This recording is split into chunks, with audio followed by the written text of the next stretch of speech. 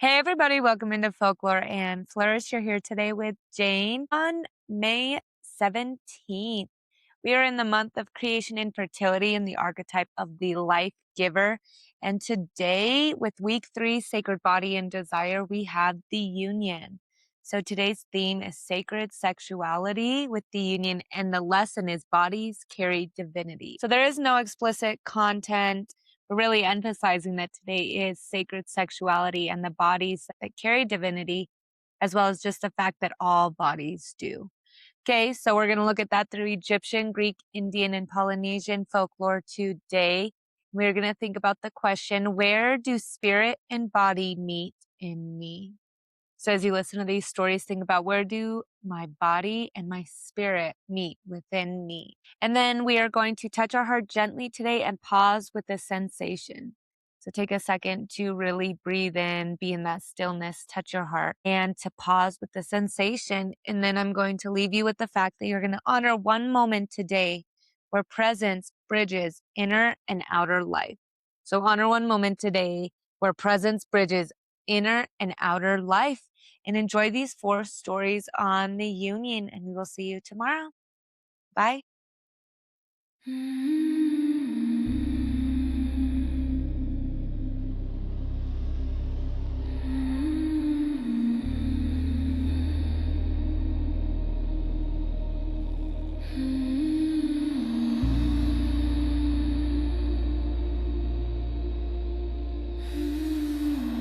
Before we begin, I want to take a moment to honor the cultures behind the stories we are about to explore. The tales shared here come from many peoples, lands, and traditions. I do not change these stories to fit modern expectations or to align with today's social standards. Instead, I present them as they were told, sometimes beautiful, sometimes harsh, sometimes challenging. We are not here to judge the past, but to understand it, to listen, to learn, and to honor the ancestors who carried these stories forward. We also share stories from various religious traditions.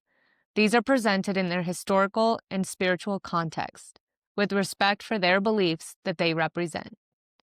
Every culture deserves respect, context, and acknowledgement, and this space is dedicated to doing exactly that.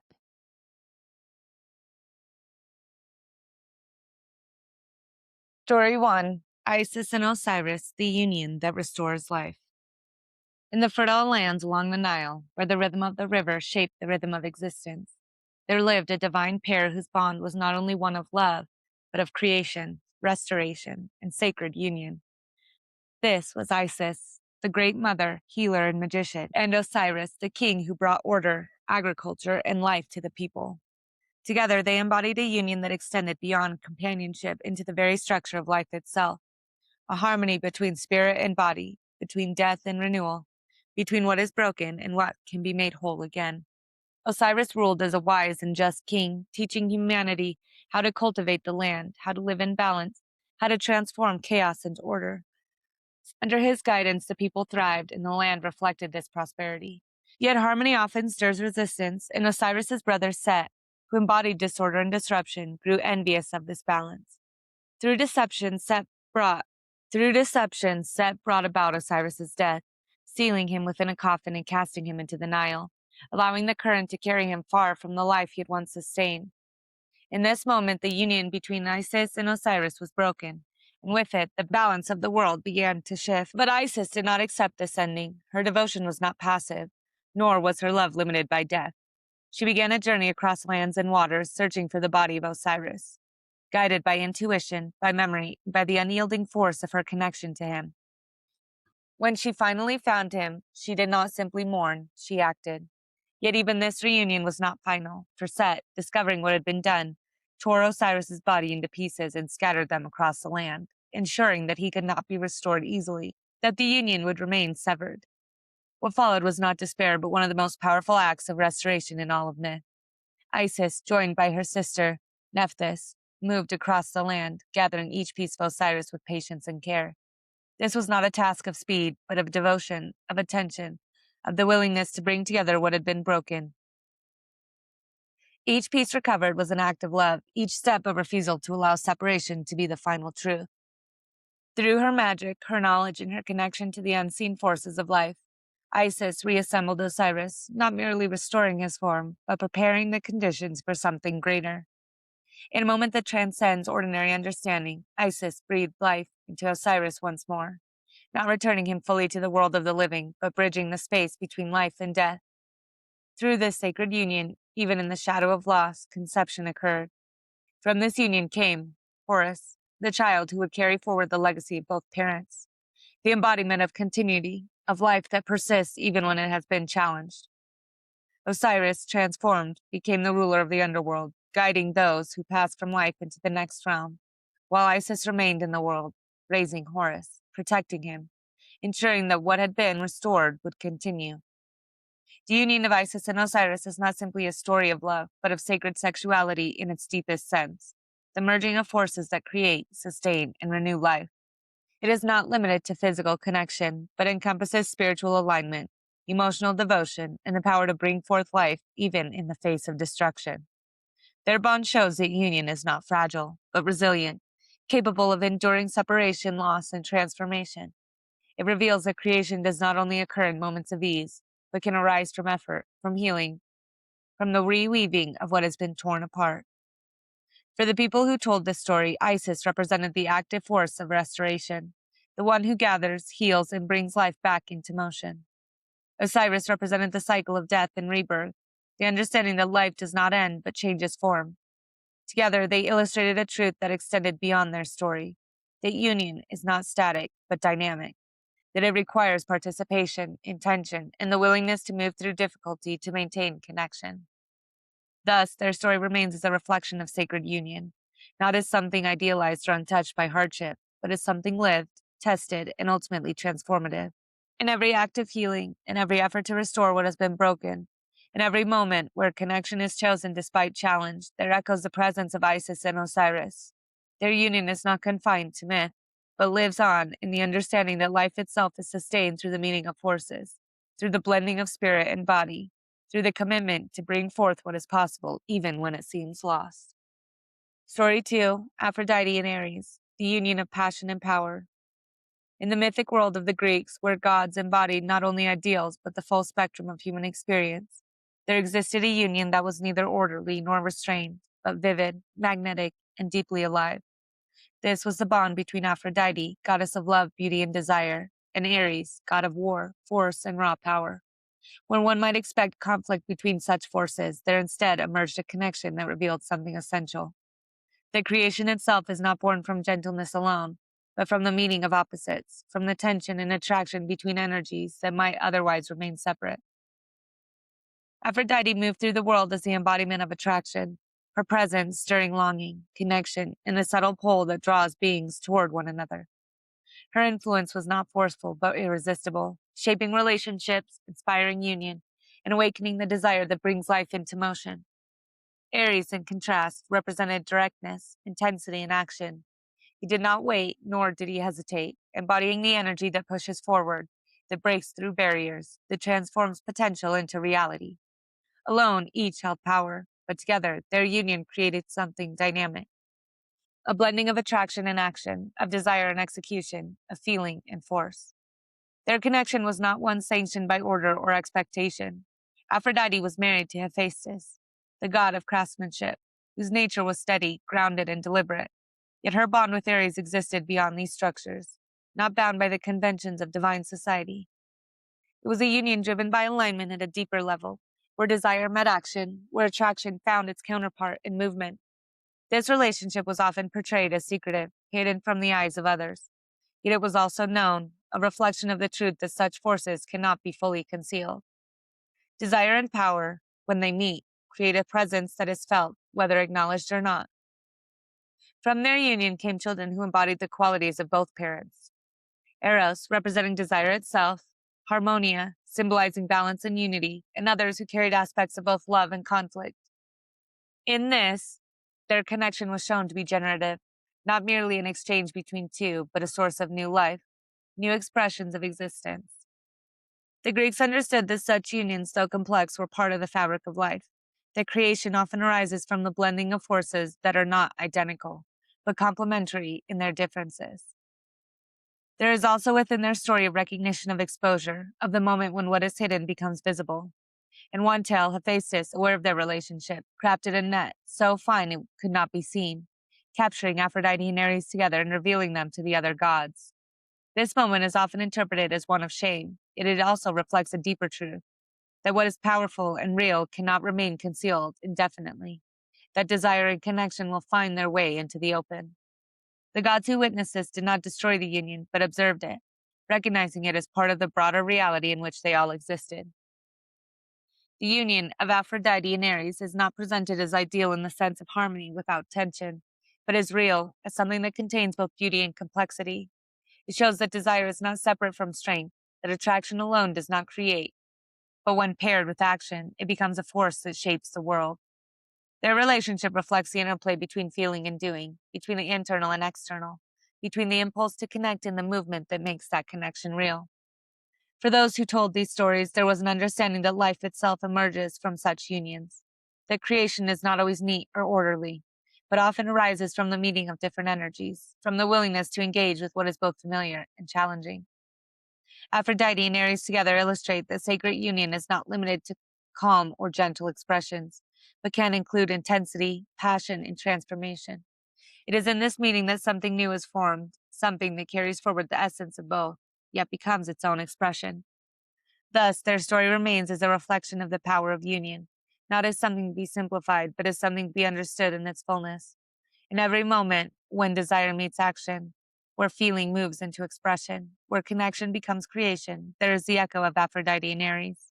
Their bond reminds that life is shaped not only by what is felt, by what is done with that feeling, that union becomes sacred when it is lived, when it is expressed, when it moves beyond potential into form.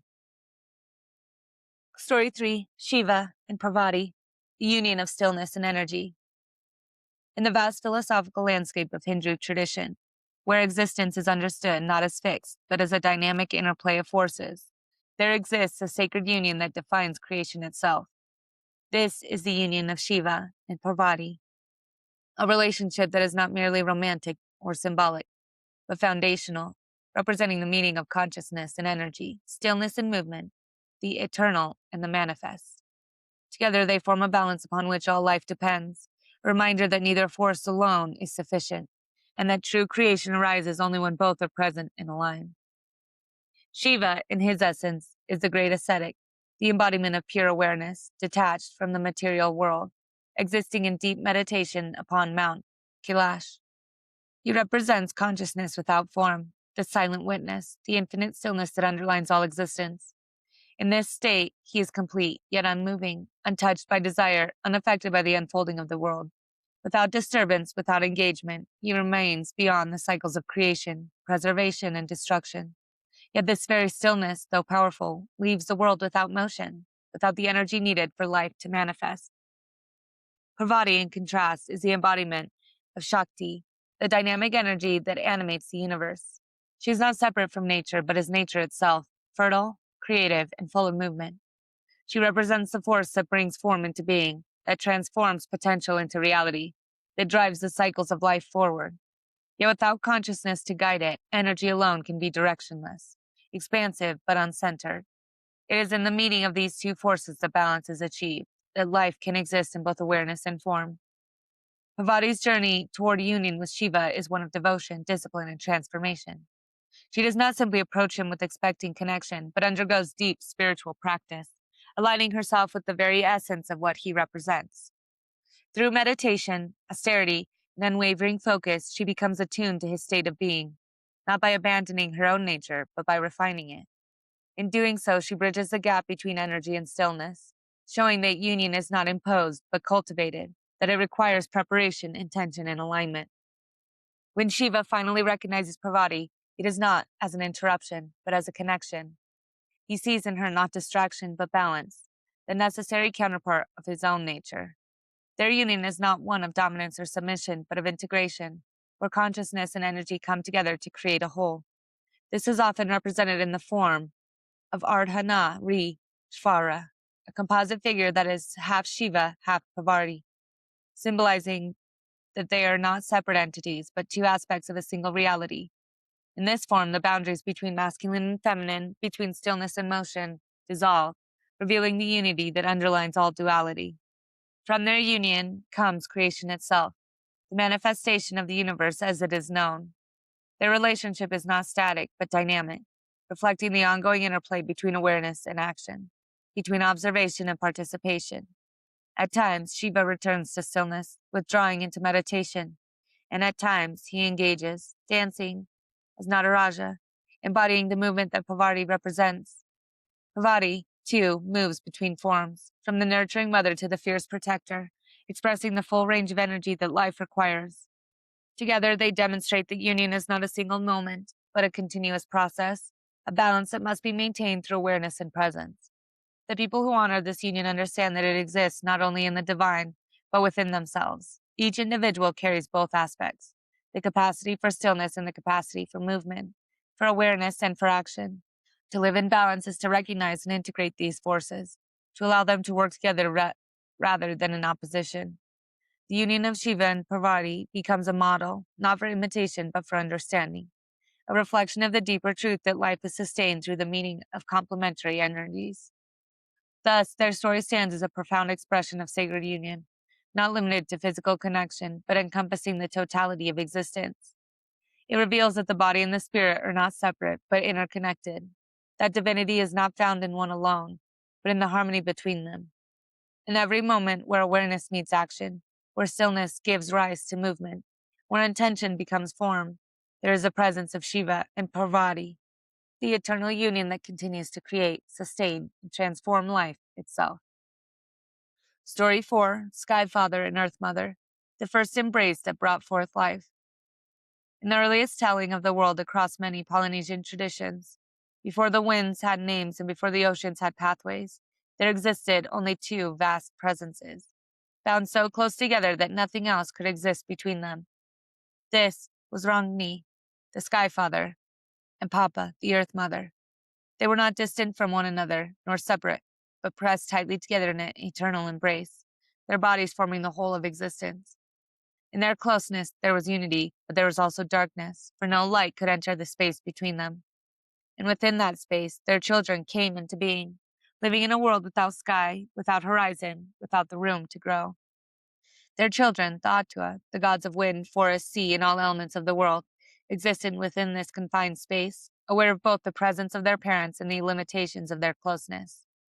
They could feel life stirring within them, the urge to move, to expand, to create, yet they were held in a space too narrow for that potential to unfold. In this tension, a decision began to form, not born of rejection, but of necessity. The children understood that for life to emerge fully, for the world to take shape, the union of their parents would need to change. What had once been a source of creation now needed to transform to allow further creation to occur. There was debate among the children. Some believed their parents should be destroyed, that only through separation by force could the world be freed. Others resisted, recognizing the sacredness of the bond between Rangi and Papa, unwilling to break it through violence. It was Tane, the god of forests and growth, that proposed another way, not destruction, but separation with purpose. He did not seek to end the union, but to transform it, to create space within which life could continue to develop. Tane lay upon his back, placing his feet against the sky and his hands upon the earth, and began to push. It was not an easy act, nor a quick one. The bond between Rangi and Papa was deep, formed over the beginning of existence itself. Yet Tane persisted, driven by the understanding that life required more than closeness, that it required space, light, and the ability to move. Slowly, gradually, the two began to part. The sky lifted, the earth settled, and for the first time, light entered the world. The children, once confined, now had room to stand, to move, to create. The separation of Rengi and Papa was not without sorrow. As they were pulled apart, they longed for one another, their connection still strong, their desire to be together unchanged. Rangi wept, his tears falling as rain upon Papa, who reached upward through the growth of forests and mountains, her longing expressed through the life that rose from her body. In this, their union did not end, but transformed. No longer pressed together, they remained connected through the cycles of the world, through the rain that nourished the earth, through the growth that reached toward the sky. Their relationship became dynamic, expressed not through constant closeness, but through interaction, through the ongoing exchange that sustained life. The children, now free to move, took on their roles, shaping the world in ways that reflected their nature. The seas spread, the winds began to move, the forests grew, and the cycles of day and night emerged. Life expanded, diversified, and flourished, all made possible by the transformation of the original union. What had once been a closed system became open, dynamic, capable of change and growth. The people who carried this story understood that creation is not static, that even the most sacred bonds must sometimes shift to allow life to continue. The union of Rangi and Papa is not one that is lost, but one that evolves. It teaches that connection does not always mean constant closeness, that space can be as essential as unity, that growth often requires transformation. Their longing remains, expressed in every rainfall, in every reaching branch, in every cycle that connects sky and earth. In this way, their story becomes a reflection of sacred union, not as something fixed, but as something living, capable of changing form while maintaining its essence. Thus, Sky Father and Earth Mother stand as the first union, the foundation upon which all life is built. Not because they remained unchanged, but because they were willing, through their children, to become something new. In every relationship that grows, in every connection that adapts, in every moment where space allows for expansion, there is an echo of their story. It reminds that life is sustained not only through coming together, but through the balance between union and separation, through the rhythms that allow both to exist. Daily Thread, May 17th. Union is where life begins to take form. What meets with intention creates something new. Connection is both closeness and space. Balance allows love to breathe and grow. Creation lives where energies align. The sacred is found in what we join. To unite is to become more than one. Life expands where spirit and body meet.